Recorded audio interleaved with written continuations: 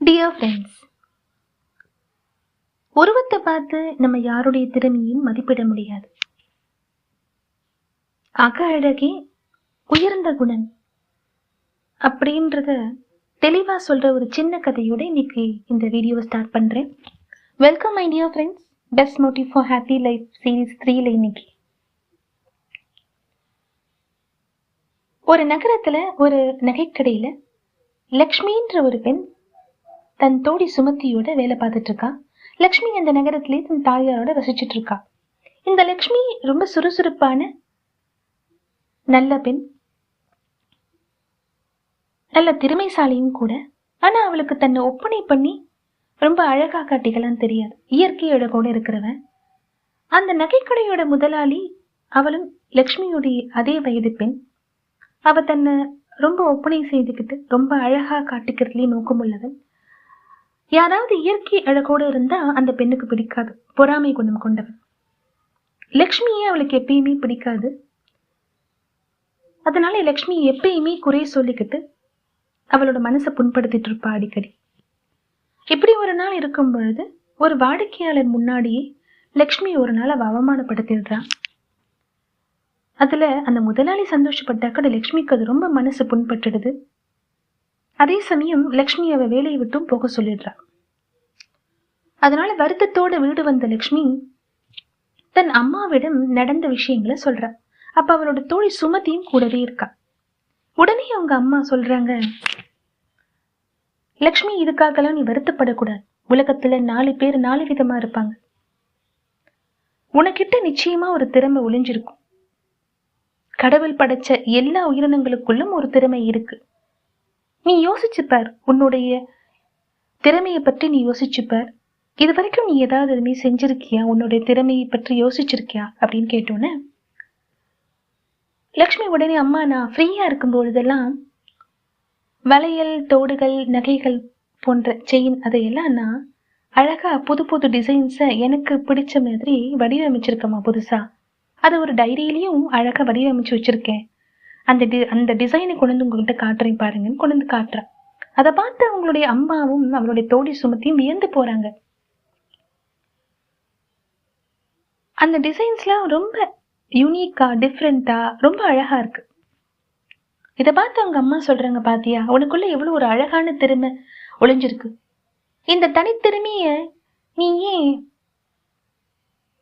நினைச்சு பெருமைப்படாம வருத்தப்படுற? நீ இந்த திறமையை வளர்த்துக்கிட்டு, இதுக்கு தேவையான நாலேஜையும் வளர்த்துக்கிட்டு, இந்த திறமையை வளர்த்துக்கிட்டு நிச்சயமாக நமக்கு ஒரு நல்ல காலம் விடியும்னு சொல்றாங்க. ஒரு வாரம் ஓடுது. அந்த நகரத்துல இருக்கக்கூடிய ஒரு பெரிய நிறுவனம், அந்த நிறுவனத்திலிருந்து எல்லா நகைக்கடைகளும் நகைகள் எல்லாம் வாங்குவாங்க. அவ்வளோ பெரிய நிறுவனம்.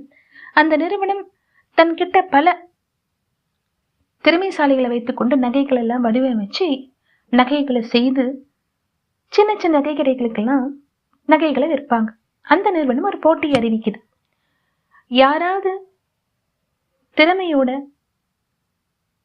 நகைகளை யூனிக்கான டிசைன்ஸா, இது வரைக்கும் பண்ணாத டிசைனை வடிவமைச்சு கொடுத்தா அவங்களுக்கு நல்ல பரிசு தொகை, அது கூட அவங்களுக்கு அவங்களோட நிறுவனத்துல நல்ல வேலையும் போட்டு தரதா அறிவிச்சது. உடனே லக்ஷ்மியோடைய ஃப்ரெண்டான சுமதி அவகிட்ட அவளோட வீட்டுக்கு வரா. வந்து அவங்க அம்மாட்ட அதை தெரிவிக்கிறா. சுமதியும் அவங்க லக்ஷ்மியோட அம்மாவும் லக்ஷ்மி கிட்ட, இந்த போட்டியில நீ பங்கெடுத்துக்கோ, நீ நிச்சயமா ஜெயிப்ப அப்படின்னு லக்ஷ்மியை ஊக்கப்படுத்துறாங்க. லக்ஷ்மி இந்த போட்டியில பங்கெடுத்துக்கிறா. முதல்ல அவளுக்கு தயக்கமா இருந்தாலும் அவ அம்மாவுடைய ஊக்கம் அவளை அந்த போட்டியில பங்கெடுத்துக்க வைக்குது. அந்த போட்டியில வந்திருந்த எல்லாருமே பெரிய பெரிய டிசைனர்ஸ். ஸோ எல்லாரையுமே ஒரு புதுமையான டிசைனை அங்கேயே அப்பயே வரைஞ்சு கொடுக்க சொல்றாங்க. ஆச்சரியகரமா லக்ஷ்மியோட அந்த டிசைனுக்கு முதல் பரிசு கிடைக்குது. அது மட்டும் இல்லாம அவளுக்கு நல்ல உத்தியோகமும் அந்த கம்பெனில கிடைக்குது. லக்ஷ்மியால அங்க நடந்ததை நம்பவே முடியல. தனக்கு இவ்வளவு ஒரு பெரிய திறமை இருக்கணும், அந்த திறமைக்கு இவ்வளவு பெரிய வரவேற்பு இருக்கணும், அவளால நம்பவே முடியல. தன் தாயாரிடம் அதை சொல்லி அவள் ரொம்ப சந்தோஷப்பட்டா. முழுமையான ஒரு போக்கஸ்டா அந்த வேலையில ஈடுபட ஆரம்பிச்சான். நாளாக அவளுடைய அந்த நகை டிசைன்களுக்கு வரவேற்பு கூடுது மார்க்கெட்ல.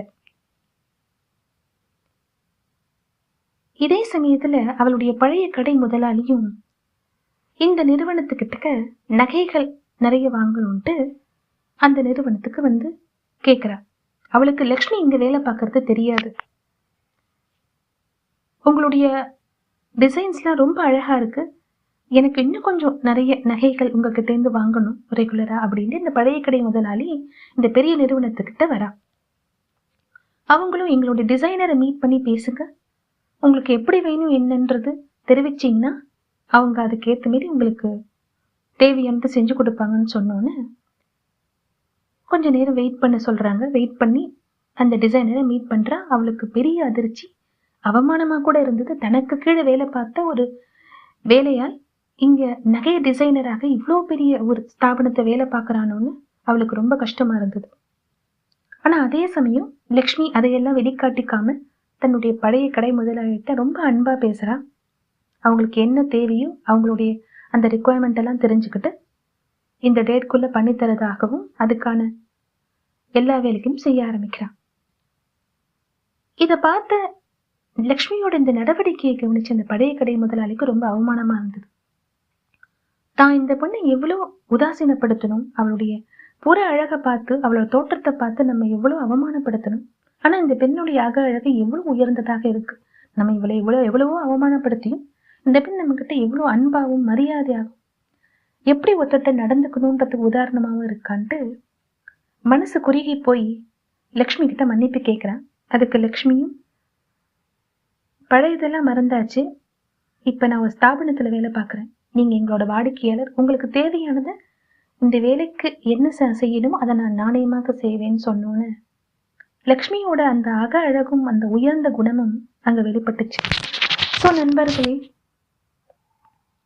ஒருத்தரோட உருவத்தை வச்சு நம்ம அவங்களோட திறமையை எடை போட முடியாது. அழகுன்றது ஒரு உயர்ந்த குணம், அது நம்மளை என்னைக்குமே நல்ல நிலைமைக்கு கொண்டு வரும். மனசு அழகா இருந்தா, பொறாமை மற்ற தீய குணங்கள் இல்லாம மனசு அழகா இருந்தா நம்ம என்னைக்குமே நல்ல நிலைமைக்கு லைஃப்ல வர முடியும். நமக்கு பொறுமை அவசியம் அதுக்கு. அதே சமயம் யாருக்காகவும் யார் அவமானப்படுத்துறாங்கன்னு தயங்கிக்கிட்டு உங்களோட திறமைகளை ஒழிச்சு வைக்காதீங்க. ஒரு சிறு திறமை இருந்தாலும் அதை வெளிக்கொணர்வதற்கு உங்களோட நண்பர்கள் மூலமாக, பெற்றோர்கள் மூலமாக முயற்சி செஞ்சு அந்த திறமையை வெளிப்படுத்துங்க. அந்த திறமை ஒரு யூனிக்கான திறமையா இருந்து லைஃப்ல உங்களோட ஃபியூச்சருக்கு அது ரொம்ப ஹெல்ப் பண்ணலாம். உங்களோட வாழ்வாதாரத்துக்கு அது ரொம்ப உதவியா இருக்கலாம். ஸோ நண்பர்களே, இந்த வீடியோ உங்களுக்கு பிடிச்சிருக்குன்னு நினைக்கிறேன். இந்த சேனல்ல வர வீடியோஸ் பிடிச்சிருந்தா சப்ஸ்கிரைப் பண்ணி, லைக் பண்ணி, ஷேர் பண்ணுங்க. மற்றும் ஒரு இன்ட்ரெஸ்டிங் ஸ்டோரியோட உங்களை சந்திக்கிறேன். Until then, bye.